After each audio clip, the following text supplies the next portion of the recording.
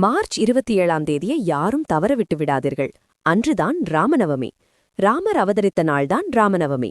அன்று ஸ்ரீராமருக்கு மிகவும் உகந்த நாள். ஸ்ரீராமர் விஷ்ணுவின் 7வது அவதாரம்.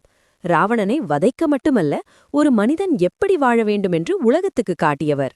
பொதுவாக அஷ்டமி நவமி திதிகளில் யாரும் நல்ல விஷயங்கள் செய்ய மாட்டார்கள். அதனால் அந்த திதிகள் பெருமாளிடம் முறையிட்டனர். அப்போது உங்களையும் மக்கள் வழிபடும் நாள் வரும் என்று விஷ்ணு ஒரு வரமளித்தார். அதனால்தான் அஷ்டமி திதியில் கிருஷ்ணர் அவதரித்தார். அந்த நாளை நாம் கிருஷ்ண ஜெயந்தி என்று கொண்டாடுகிறோம். அதேபோல் நவமி திதியில் ராமர் அவதரித்தார். அதுதான் ராமநவமி. ராவணனை வென்றதோடு மட்டுமல்ல, தர்மம், ஒழுக்கம், கடமை எல்லாவற்றையும் வாழ்ந்து காட்டினார்.